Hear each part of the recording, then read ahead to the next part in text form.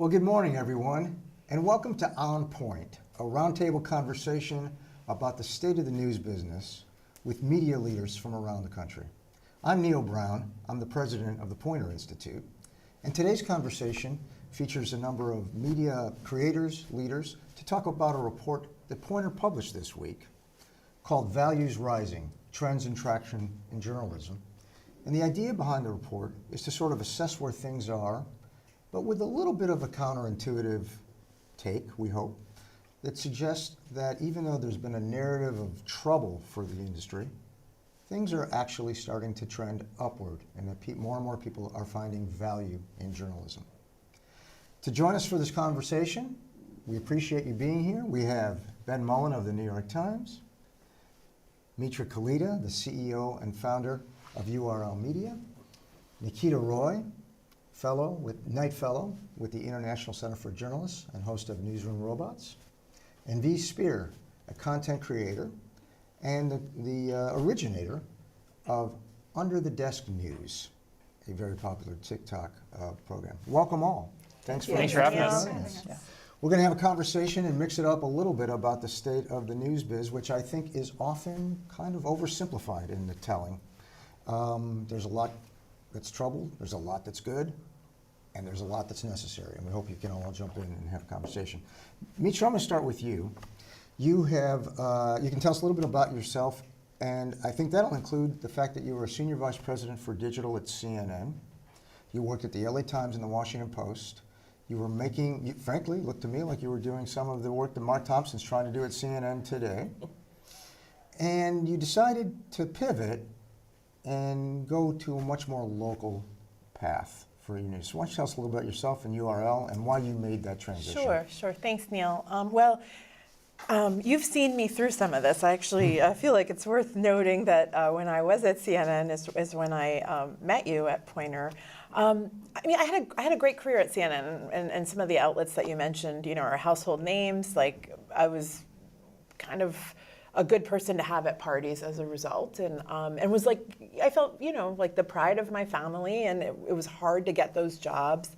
And that being said, there's two lessons that I'm drawing upon that kind of launched this part of my life. One was when I was the managing editor at the LA Times, and I only was there about a year and a half, but I outlasted 3 publishers.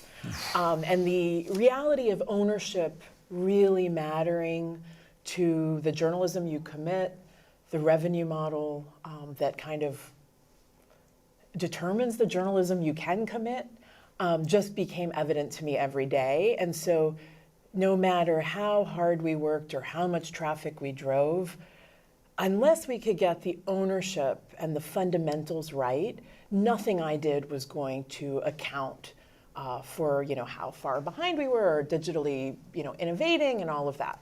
The second was at CNN, where it doesn't get bigger than CNN. It's amazing. It's an amazing place to work. I was there for 5 years. Those of us who've tried to get newsrooms to go digital, TV is just such an intimate medium in your living room, and the accessibility and even like the idea of being iterative, right? Like when Wolf Blitzer tells you this is what we know now, but this is what we don't know. There's something really trusted about that relationship, and I hold that sacred. I loved my time there. That being said, we get to the spring of 2020, and like a lot of people across the world, there was a moment of how am I going to spend the rest of the year, the rest of the pandemic, and the rest of my life. And we were in the middle of a presidential election, a health crisis, and a crisis in racial justice in this country. And arguably, we're still in all 3 of those situations today. I regretfully have not solved anything, despite the tone of your report. But I'll speed this up a little bit. What ended up happening was the area that I live in, Queens, was the epicenter of the epicenter. And there is nothing more powerless than when you run the largest website in the world, CNN, and your neighbors are calling you for information on COVID-19 because they can't get personalized information in their Google search engines. So meaning at CNN, at the LA Times, at the Washington Post, and all my other jobs, I had gamed scale to great effect. I could drive traffic, and I could be your first search result. That does not mean that I was serving my neighbor who needs to find a COVID test, who needs to figure out social distancing when there's 10 people packed into a one-bedroom apartment. And so I started a newsletter. It started out very organically on email just to help exactly those questions that my husband and I were getting anyway, because I'm a good neighbor, but I'm also a nosy neighbor, right? And so that's how it started. And we launched Epicenter. It's the name of the local news company that I run.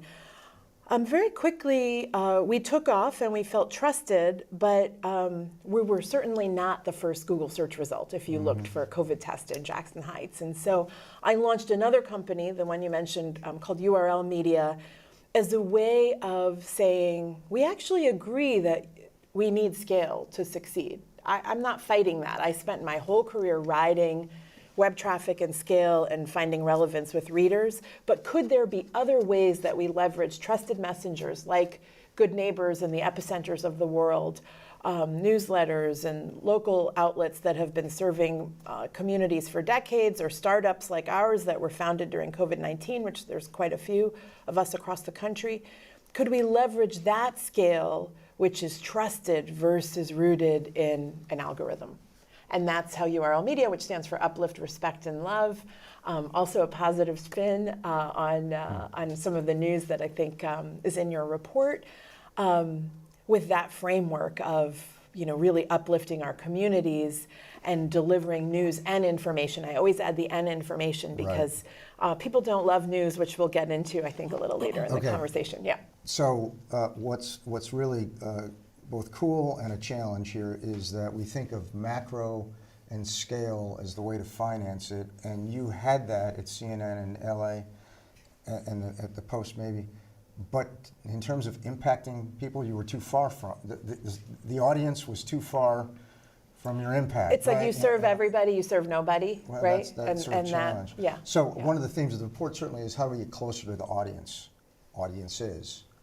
So V, talk a little bit about how you started under the desk news. Are you close to your audience this way? You've got 3 million TikTok followers. Are you like this with all of them? Super How does that roll? Yeah, no, I'm genuinely serious. That's like, in content creator world, your authenticity and your relationship with your audience is your currency. That is the most important part, and then comes what you say. But your authenticity and your likability and the parasocial relationships you can build with people, and even the real relationships you build with people, matter because they're coming to you as an individual, not you as a leveraged titan of the industry, right? Like if I was a reporter at the New York Times, I could introduce myself and say I'm a reporter at the New York Times, and you have all the weight of that where they go, oh, well, we must trust her. For me, I have to earn it every single day because I'm just V. Spehar, right? And so when there's been mistakes, you have to try to correct them because you're not just making a mistake, you're hurting the heart of your audience when you make a mistake. So it's a lot more intimate, but that is also what I love about it. And that's, I think, why I became popular initially. Like you just said, it was during the pandemic.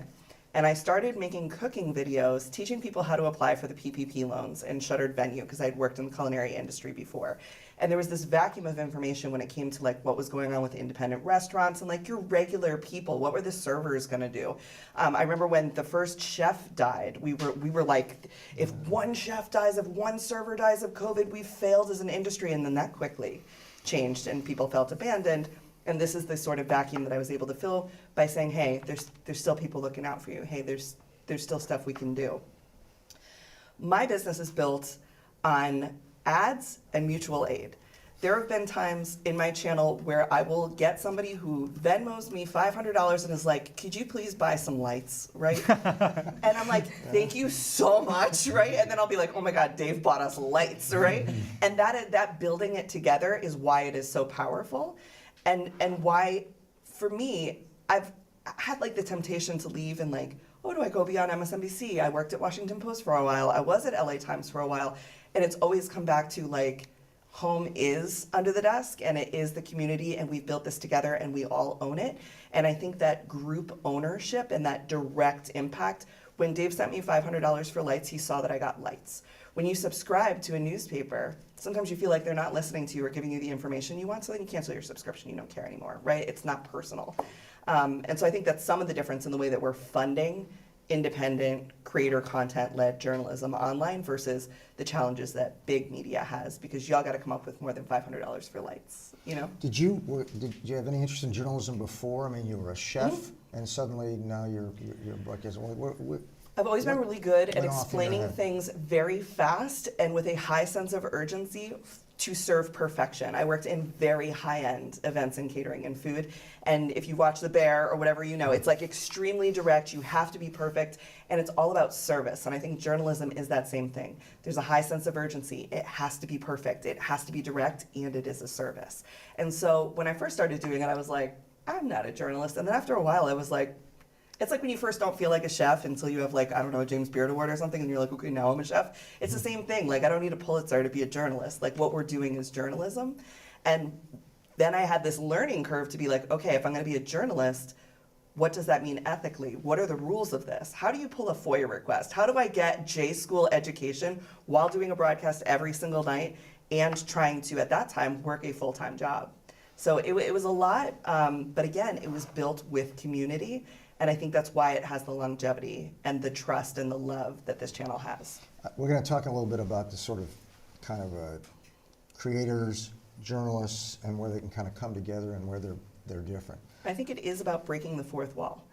Journalism doesn't always break the fourth wall to tell you a story and hold your hand. The 3 times I got most popular were January 6th, the pullout of Afghanistan, and Joe Biden's first 100 days, right? Because it was like, I'm gonna hold your hand and step through here, and I'm gonna tell you what's going on, but we're gonna do it gently, and you're gonna feel extremely personalized. And that's something that a creator maybe can afford that big journalism hasn't been able to. You didn't know those were going to be the biggest. I had no idea. Yeah. Ben, you've been looking at the media scene for a number of years now, and to some degree, we just heard a conversation that's a little bit about reaching individuals, well, about individuals versus institutions. And the journalism world is sort of like built around institutions, and they have sort of, there's been an erosion, or at least erosion in potentially faith in them, or the business model, all of that. So based on what you hear and what you've seen in the report, do you buy that things are changing and changing for the better? I definitely buy that they're changing. I started my career basically because, as a media reporter, because my college newspaper advisor was leaving, and he was like, by the way, the student newspaper's $40,000 in debt. I'll see you later. And so that became my first clip for Pointer, and then I just have been reporting on the media ever since. Basically, I've been telling a version of the same story since I was 22, which is technology is disrupting traditional media. And we've seen it primarily with the decline of advertising, obviously the decline of the cable subscription business, which underpinned the media industry for a very long time and is starting to go away. And obviously, tech companies aggregated all of that advertising away from traditional media. So I've been sort of telling that story in various forms for a very long time. And one of the things I found interesting about the report is it seems like there are some green shoots that you guys have identified and that are sort of beginning to burble up. I found myself wondering whether, in the instances that the report discusses, whether those new forms of media or those new organizations have replaced the traditional news organizations with the same amount of robustness or fulsomeness. For example, like one of the points you mentioned in the report is the Seattle Times, which I think it says has the most circulation that it's had in maybe 3 decades or something astonishing like that. And I found myself thinking, I bet that's obviously it's true, but I wonder like to what extent those digital subscriptions have replaced the advertising business that was there before. All of these nonprofits have cropped up. That's fantastic for journalism. Nonprofits have also been really challenged. We saw the Center for Public Integrity go through a lot of turmoil earlier this year. We saw the markup merge with Cal Matters. And there's a lot, as you mentioned in the report, philanthropy is not a business model. So there are a lot of green shoots, but I do find myself wondering whether they're replacing the institutions with the same amount of robustness as they had. Do you think, though, that the measurements for this sort of success can evolve? I mean, a lot of companies don't have maybe the same revenue that they did 10 or 15 years ago. They adapt or they diversify. I think even the use of the word disruption. It used to be something we said like, yeah, it's disruptors, and there was this. I think maybe it's become a default for like we didn't adapt. The challenge is that our point of reference continues to be what was. And so an example would be there used to be a courthouse reporter at this institution, right? And so success for us in the industry is still, is there a courthouse reporter at that institution when, guess what? All of the records at that courthouse are online and someone can monitor it in a very different way. Someone, or maybe not a human, can monitor this. And so I think one of the challenges with the economics of this is that, to your point, Seattle might not have the ability to make as much or have a model that relies on advertising and classifieds and all the sources of revenue that they used to have. I think the question for newsrooms is, are you still measuring yourself by, are you staffing this courthouse, right? Right. And that continues to be how the industry, and I put myself in that guilty category of, are we there yet? Have we made it? We want to be on all these platforms, but we still want what used to be, and I just don't think we can have it both ways. Can I follow up on that?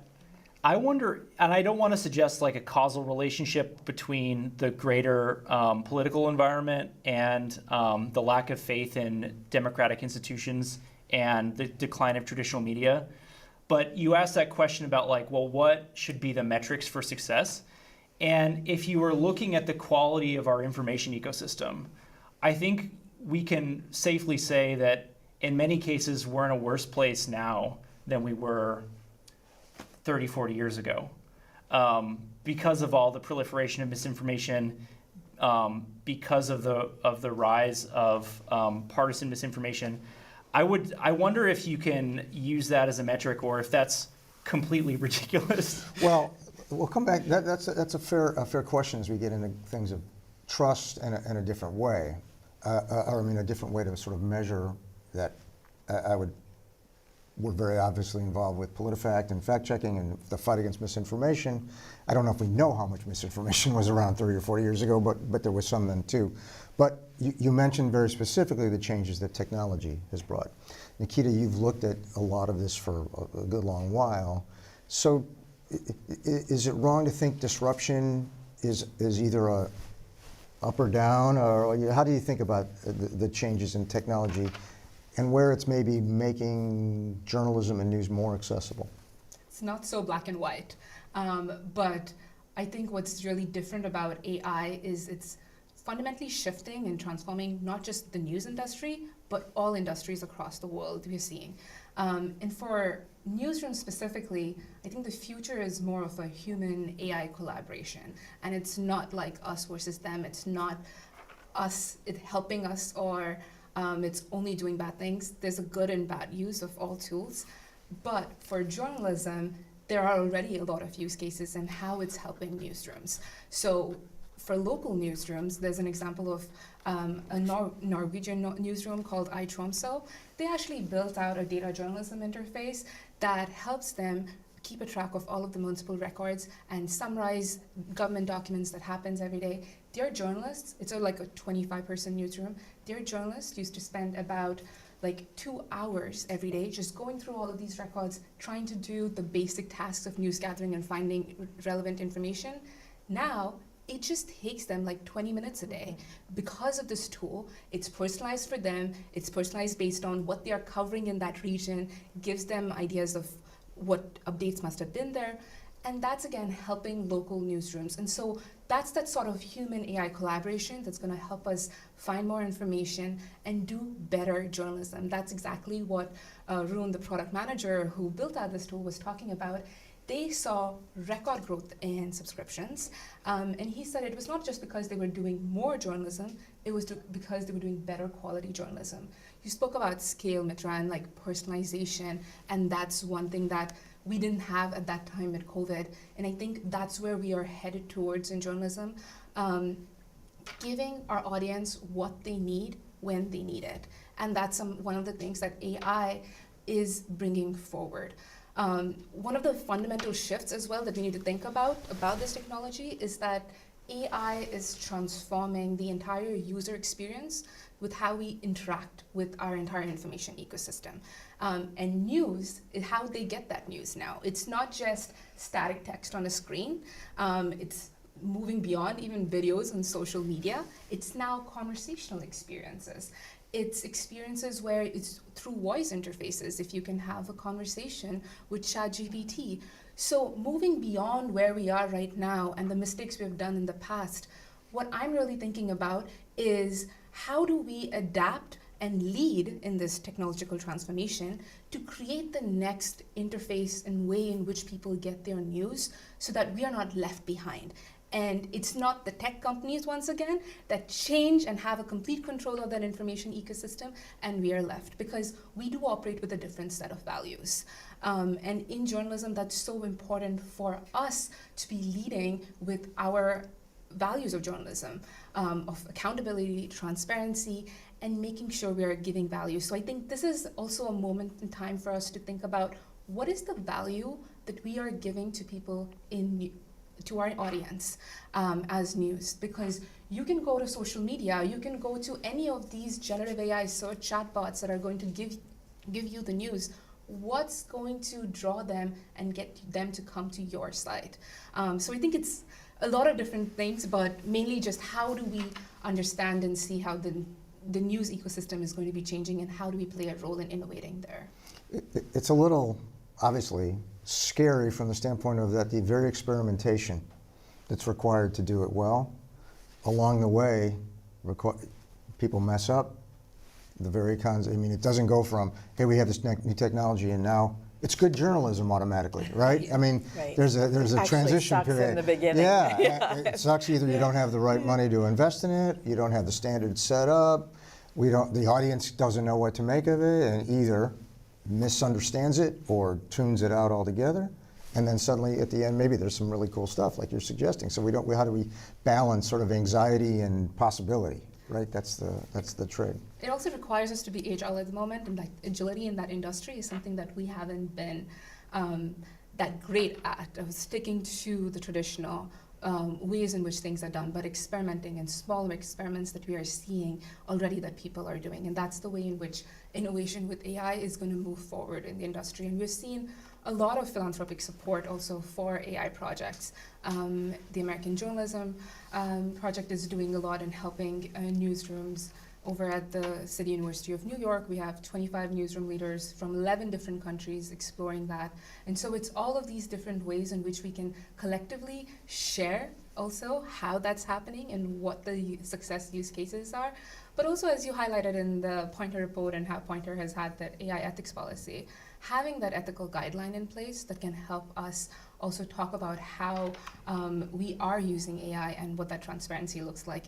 One of the things that actually concerns me about is that the Reuters Institute recently put out a report where, when they surveyed their audience, they said that people they were worried about the fact that news journalism would be using it in the more riskier way, and they don't trust the way in which journalists would be using AI. And if that survey is talking about that, that's a huge indication to us that the decline in trust in media is going to just exponentially increase with the use of AI if we are not being transparent and actually educating our audience in terms of what this technology is and how we as an industry are using it. I have to tell you, as a creator, as you're talking, I was getting nervous because I'm like, oh my God, please don't give trad media more information. Like, they already can't handle what they have, right? Like, we're already getting too much from them about like too many different things.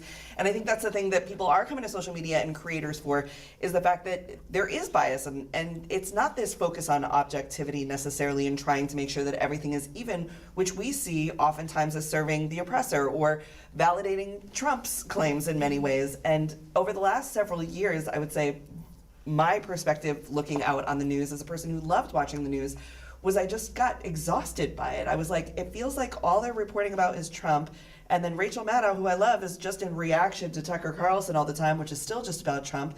And in the meanwhile, I feel like my daily life isn't changing or getting any better. I don't feel like the things that matter to me are being prioritized. I don't feel like journalism is like holding power to account when they're just sort of like pundits back and forth and back and forth. And you see different headlines that don't match the body of the article and what they're actually saying because they're just trying to be clicky. And I think that's part of what built a lot of the distrust, which made it possible for someone like me to come in and be like, look, I read all the articles because I'm here, and in the next 90 seconds, right before you go to bed, while you're in the bathroom or while you're having a smoke break at your job, I'm gonna tell you what's happening, and we're just gonna cut through it, right?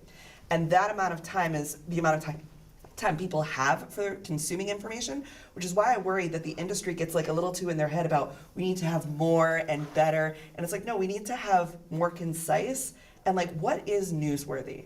What is actually going to make people feel seen and heard and move the needle on like improving conditions in the world or holding power accountable? Because if it hasn't been that so far, and I think that's No. why you see these independent journalists coming forward or creators coming forward to create their own little channels to be like, I'm going to niche down on something, but it's going to be worth your time. Last week, I got a haircut for this, as you guys can see, and I was want to look good for you guys. And I was talking to the guy who was cutting my hair, and I was like, "Oh, so like, what's your deal? Like, what do you do for fun?" And he's like, "Oh, I shape surfboards." It's like, that's awesome. And then I was like, "Well, so like, what's your guilty pleasure?" He's like, "I hate," and I hadn't told him what I do. And he was like, "Yeah, I just hate watching cable news." And I was like, cool. And then he kept cutting my hair and talking about like the news channels he hates. And then at the very end he was like, "Yeah, and don't get me started on the New York Times." At the very end he was like, "Oh, so what do you do?" And I was like, Mechanic. But yeah, there is a real breakdown like in trust, I think, of people that for whatever reason they just don't trust what they see or trust what they read.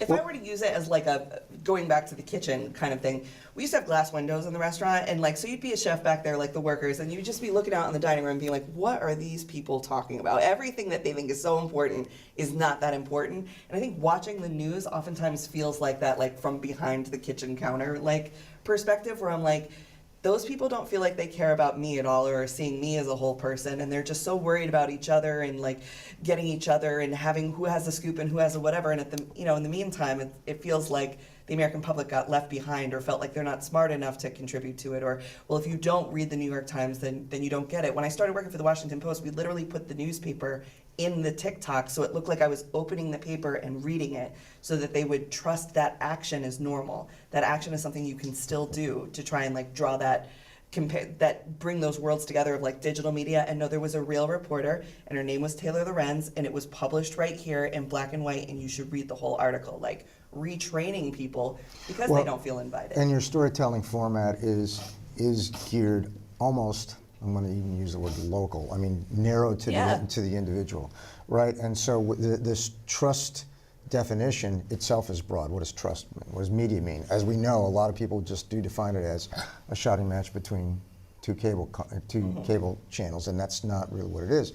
And if you look closer to what people do trust, actually, although there's obviously been a erosion of the resources at local news, they still somewhat will trust local. Yeah. That's what they were calling to you for, I right? define trust, Neil, as when someone calls me a second time. And I spent 30 years in media before I understood what trust was. And then I launched Epicenter, and within 6 months it became evident to me, and this is just, and I think it is different for different organizations, but what we found was if we helped somebody secure a vaccine, they would call us again for something else. Very simple. My child needs a tutor in math.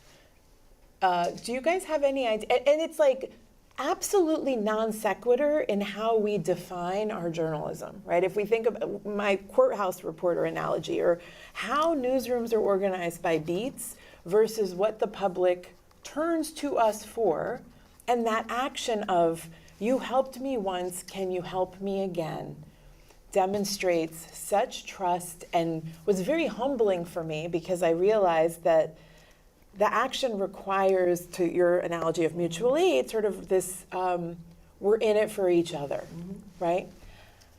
I think a lot of local news organizations that are in your report default work in that way. I don't think national media works in that way. And I don't know that it can work in that way. And so that's like the big question for me of how is trust defined in national media? And I can tell you, we spend a lot of time in national media kind of really upset that we know we're not trusted and trying to fix it. But the fix continues to be, see how impartial we are, see how distant we are, see how objective we are, see how far removed from your life we are, versus the action I just told you, which is people are seeking more connection, right? So I don't know, I mean, I don't know how you This is a tough tension, in fact. how you reconcile that. Now, at URL Media, what we've said is the best thing we can do as a national news organization is bolster the trusted messengers on the ground financially, through operations, their content amplification, and we get out of the way, right? That's been our strategy. I don't think the New York Times is going to be like, all right, we're going to get out of the way. No, but it may be all right that we have different missions, right? And that, in fact, I think some of what we're trying to say, without getting too obsessed about it, is we should quit lumping all these missions together as some narrative, because then it's either a narrative of loss, a narrative of mistrust, a narrative, and it's so individual.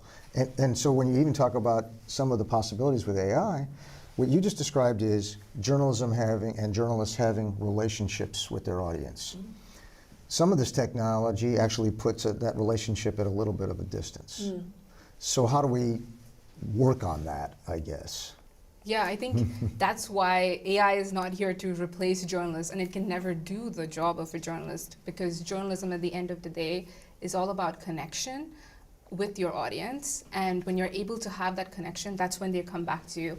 What AI instead can do and is able to do is help get the news to them when they need it. What you're talking about is news is right now a one-size-fits-all model.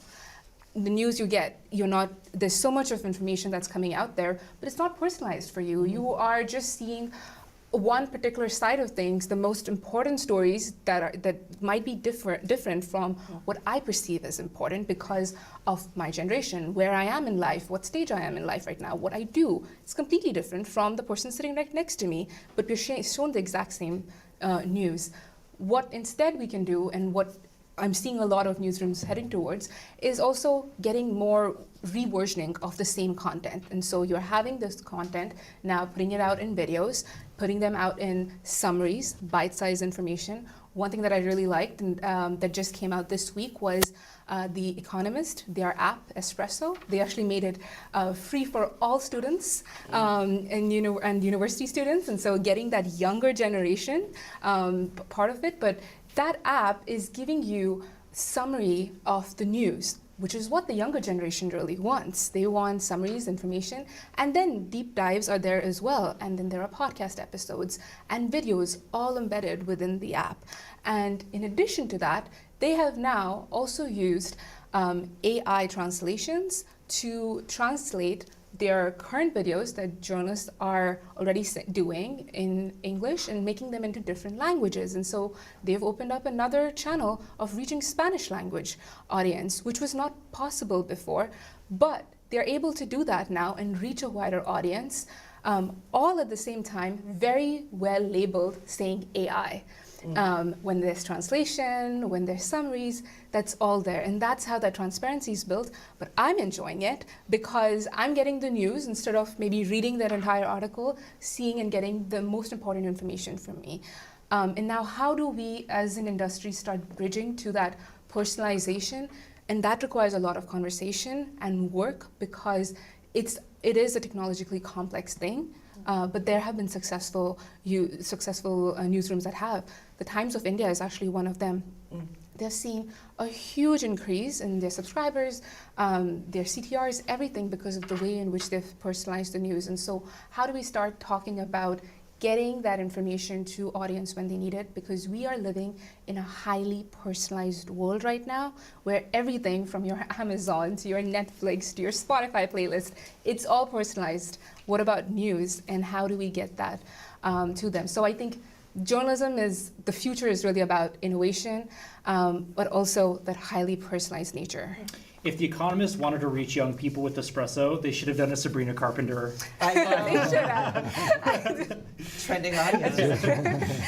I think part of this, like the underlying of it all, right, is the idea of community over competition. And right now, as new media is emerging, you're seeing trad media kind of like, instead of finding ways to work together, they're like, no, I have to hold my space. And like, we want term limits on Congress and maybe on news anchors too. You know what I mean? Like at some point, when is there opportunity for new and emerging voices to come up that aren't just doing the man on the street interviews, but they're giving the time and the money and the resources to do a deep dive on something really interesting. And this is where we get into activism journalism, which is what I think young people are actually most interested in. At least that's the stuff that does best on my channel. I can talk about the broad national news, but when I talk about how Alabama is using incarcerated labor to staff McDonald's, and that these people aren't being paid, and that they're using the 13th Amendment and what Kay Ivey is doing. People in New York care about that. People in Portland care, in Wisconsin care about that. And I think that national media doesn't think that they can use an example of something egregious and awful that's happening in Alabama to catch the rest of the nation's attention and use their money and resources to do some of that, old school like investigative reporting.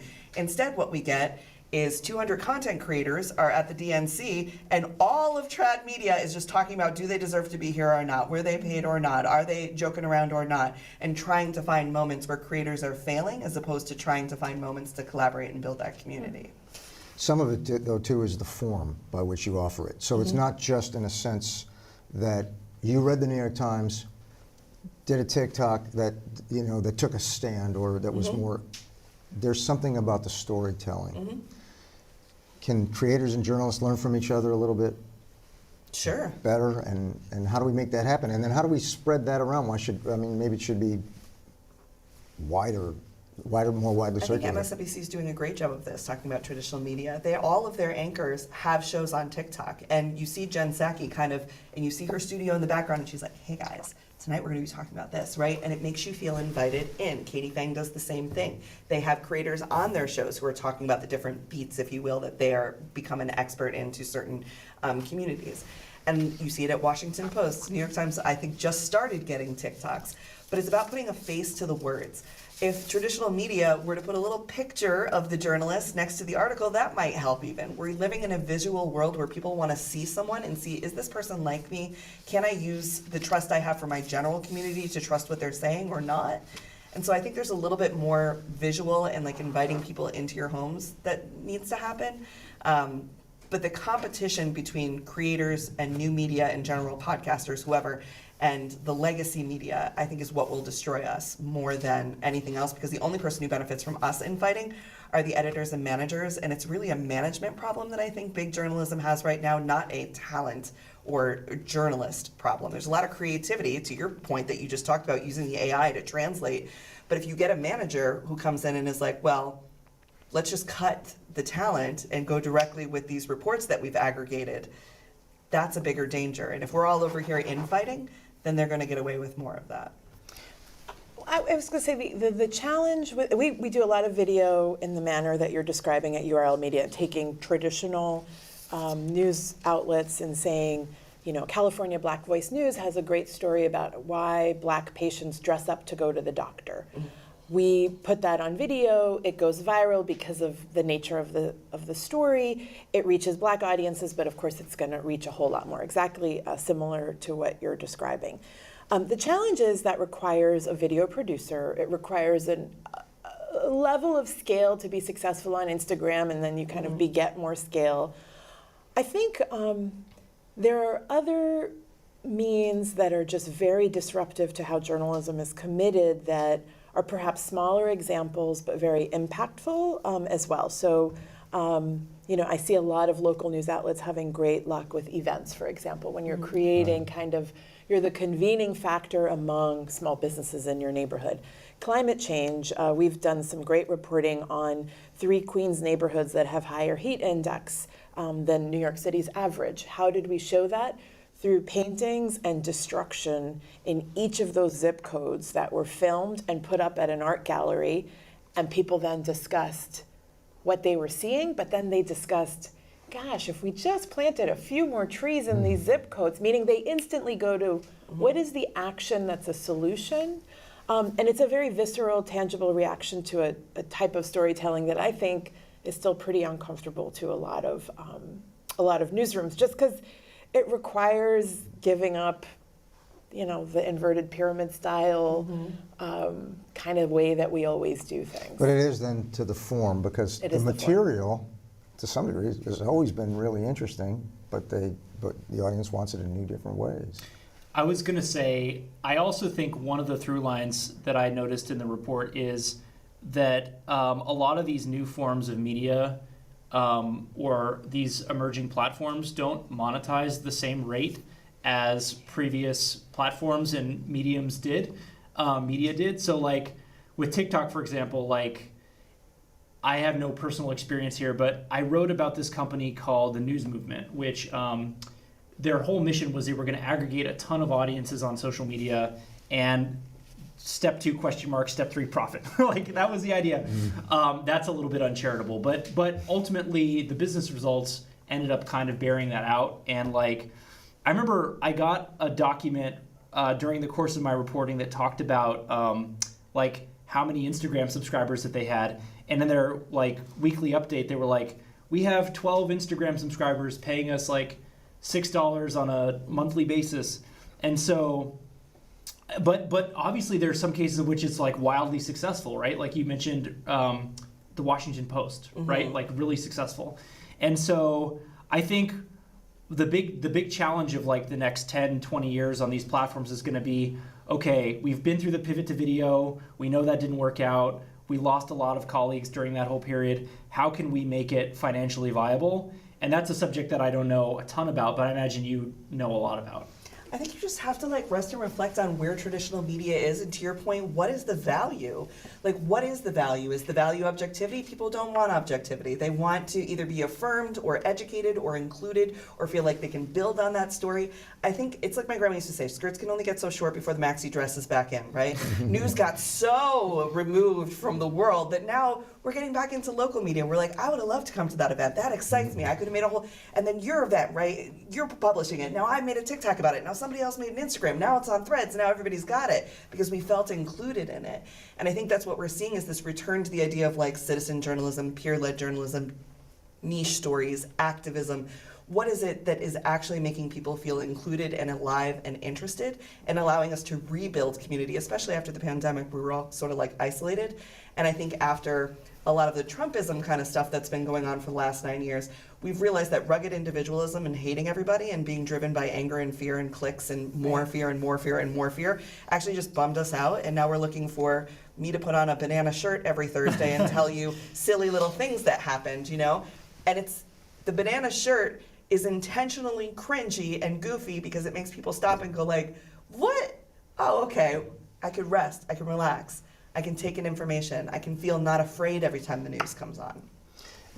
I think that's a brilliant point, but I also want to say it doesn't even have to be a banana shirt or happy, right? I mean, I think what you described, all of those sources adds up to, but it adds up to interest. Yeah. So this notion of news fatigue to me is a little bit of a, again, another oversimplification that people don't care about news. There's a little bit of an audience blame that sometimes goes on. I think we have a topic fatigue. I think the topics that the news had prioritized over the last 8 years we're very fatigued on. It's very difficult, but we're still very interested. People are fascinated by things. Well, that's the piece, I think, Neil, you were getting at the technology, and Nikita, you alluded to this a little bit with like what stage of life you're in. And so I was thinking about, we've covered composting in Queens extensively at Epicenter, but the city did a very comprehensive story on how composting in the city works.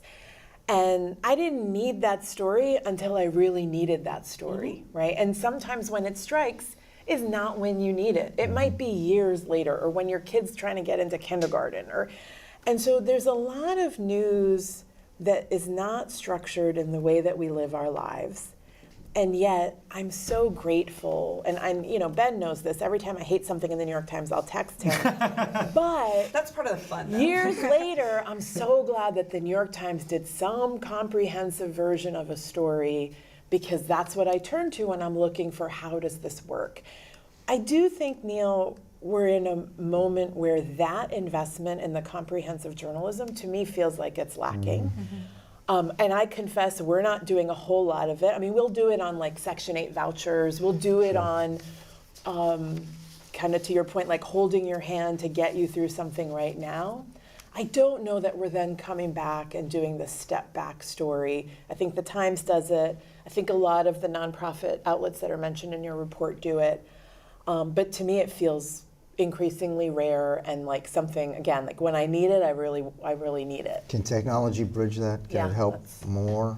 I was actually just going to ask, what do you think is stopping us from doing that right now? What do you think is the roadblock? Resources? The I mean, resources, right? It requires a type of reporting that is a mix of just dogged, like calling people and sourcing, but then it also requires deep knowledge of how government in your locality works, and that's not, it doesn't happen at entry level. I don't think it happens at like kind of the entry level of reporting. I mean, I would wonder, how are you surveying things and distilling it to 90 seconds? Like, is there some trick, or is it just that you've been around the block and now I just trust that the audience, if they're confused, will Google it, and Google will provide enough context to them. I also think that That's a lot of trust in Google, my friend. But I'm talking top of, so there's a couple tactics I use as a new media person, and one is I am the top of the funnel, and I don't need to be everything to everyone. I feel like each one of these big institutional journalism places was like, if you read the New York Times, then that's all you need to know, right? If you watch CNN, that's all you need to know. We got everything for everybody all the time, 24 hours a day. And for me, I'm top of the news funnel, and I will intentionally, if I see something that's really good, screenshot, and I'll always do it, but I will screenshot it and be like, Taylor Renz did this article, you have to read it so they can see it behind me, and they see New York Times or Advocate or whatever that outlet is. Yeah. And it's trying to bring people back in so that they can go find that information really quickly. But you gotta remember, like, most people don't have the time and leisure to take Sunday to read the paper, but they want it.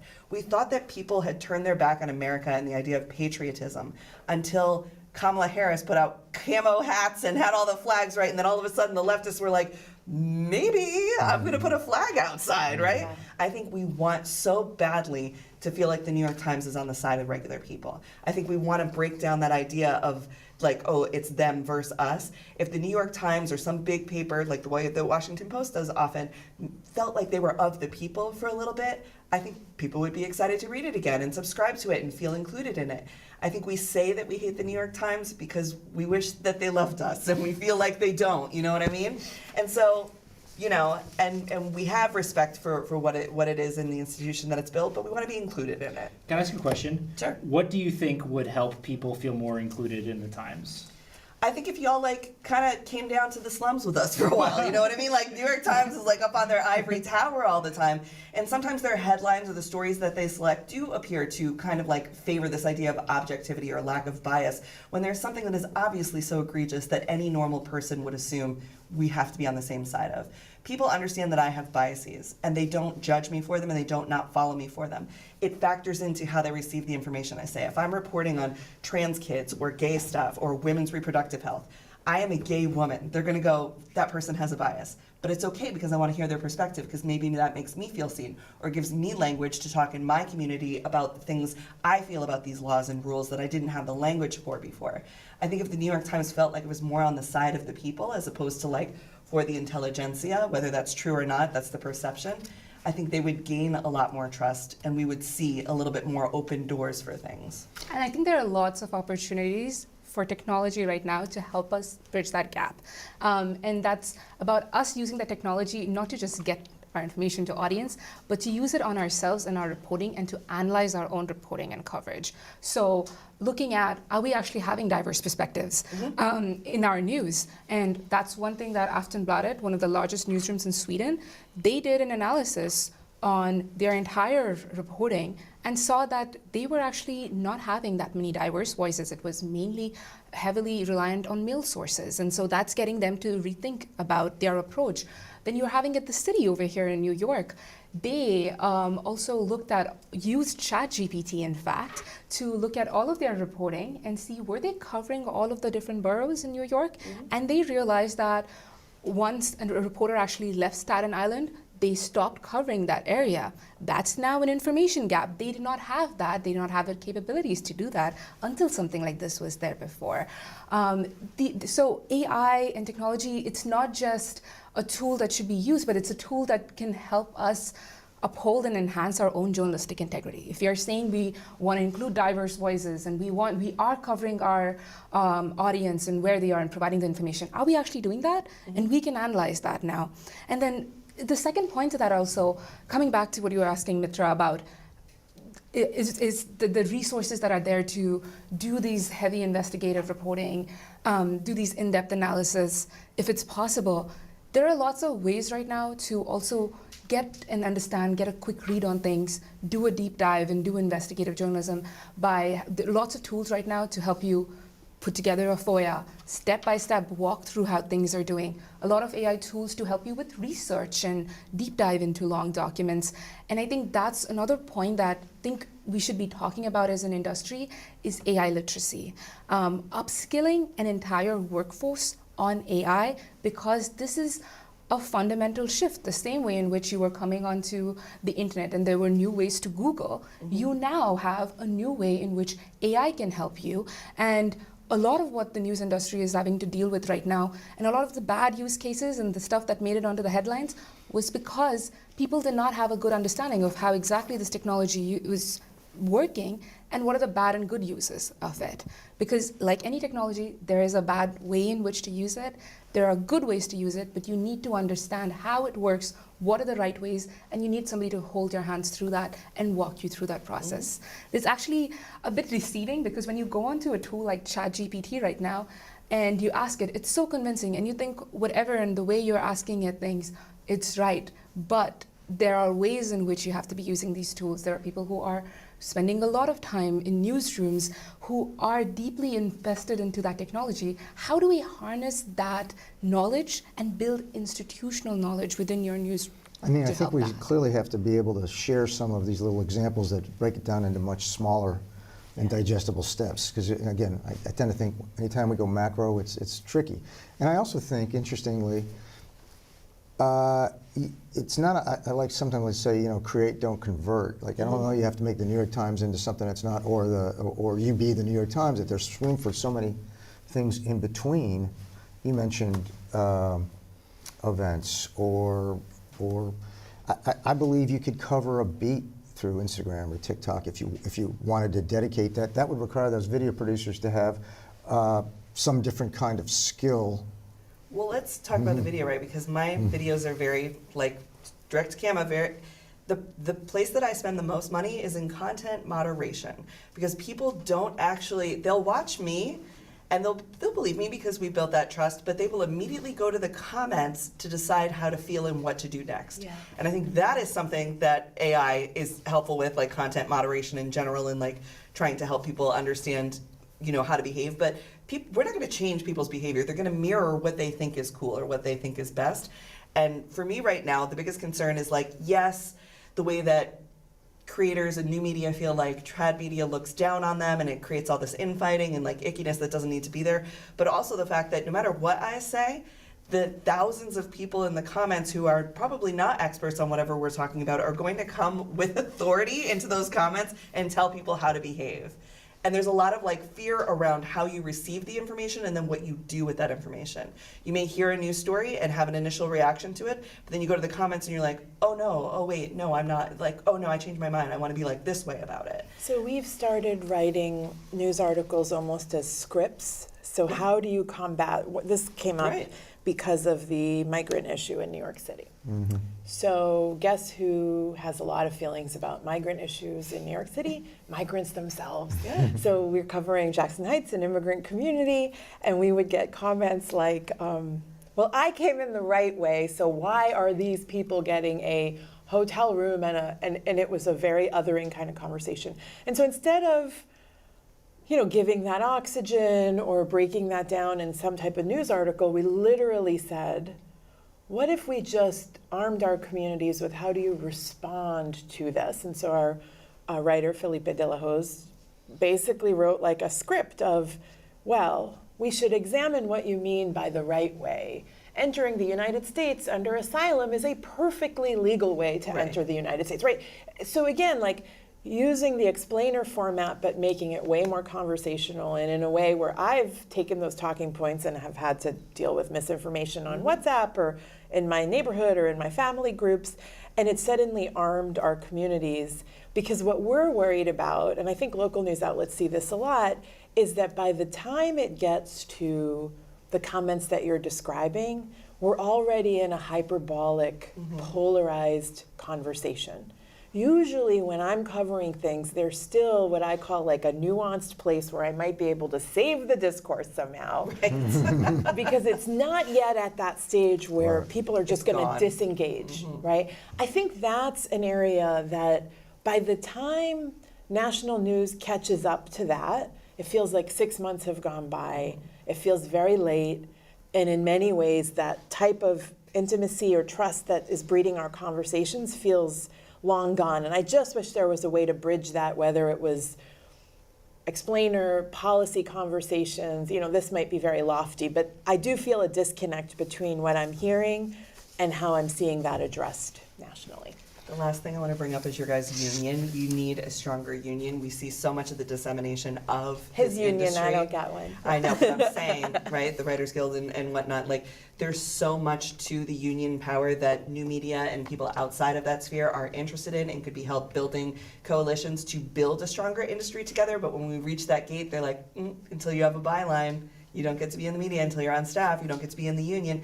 And I think we've seen, like, the SAG-AFTRA union opened up to creators because they recognize this is entertainment. These are entertainers. There's a lot more of them, and we need to grow our union power against management, which is actually what's killing the industry. And so if there's any way that we can be working together even more collaboratively in those forms, I think those are ways that journalists and new media can start to fight against, like, the actual power that So holds you're us all saying down. like the News Guild should expand its membership to creators? Yeah, start a little, like a starter thing, like what SAG did, which was like, there's A subset. there's like a subset, a stepping stone. But one thing that we're lacking is mentorship, access to legacy information, access to unions, to opportunities. And I think if we were to bring that together, now you have a more powerful, like, people power in journalism that can stand up to billionaire owners or bad publishers or whatever else is going on, or people who seek to destroy the media simply to keep us from holding power to account. And so It's- that's where I'd like to see us go. It's such an interesting idea, and one thing I've noticed as a media reporter is even within the News Guild, there are factions that don't get That's right. along and have different views toward how proactive the guild itself should be toward areas like Israel-Palestine. That was a big flashpoint. And it's such an interesting thought experiment to think about if you included a lot of creators who may not have, to your point, the same focus on quote-unquote objectivity that the traditional News Guild members have. Like, how would that affect the dynamics and how would that affect negotiations? The entire business is one of our favorite words now. It's adjacent. we're all like adjacent. All right, so we've only got about 2 minutes left to go. So I'd like to go around the table. I want you to think about this in one word. How would you describe what the news business needs? Subscriptions. Of course, that's a New York Times thing to say, but I will say, actually, I want to change my mind. I think diversification is what the industry needs. There are news organizations, like you mentioned, that have been really successful with events. The Times has been successful with subscriptions, advertising, obviously. I think we need everything. Diversification. 2 words, government advertising. I think the government spends a lot of money getting its message out. It's not always going to local news or the outlets that are in their own backyard that are the most trusted. And I think we could, Reach people. yeah. Compassion. I think we need it to be nice, like a little bit nicer, and people would enjoy it more. They wouldn't be so afraid. 2 words, redefine value. And if you're thinking about using AI or whatever, what is the value that it bring into the audience? And what is our value right now in this new technological transformation that's happening in this information ecosystem? Rethinking that, redefining that, and that's the place for us in building that future. Those are all great words. I'm going to give you my last 2. imagination and possibility. There we are. And that's certainly what we tried to do with the report. That's what all of you have been bringing to us. And we could not be more grateful for your participation on this at Poynter. We welcome you to come down and see us at Poynter, do some teaching. Let's make the business better. Absolutely. Thank you all for joining us today, and we'll look forward to talking some more. Thank you. Thank you. Thanks. Thank you.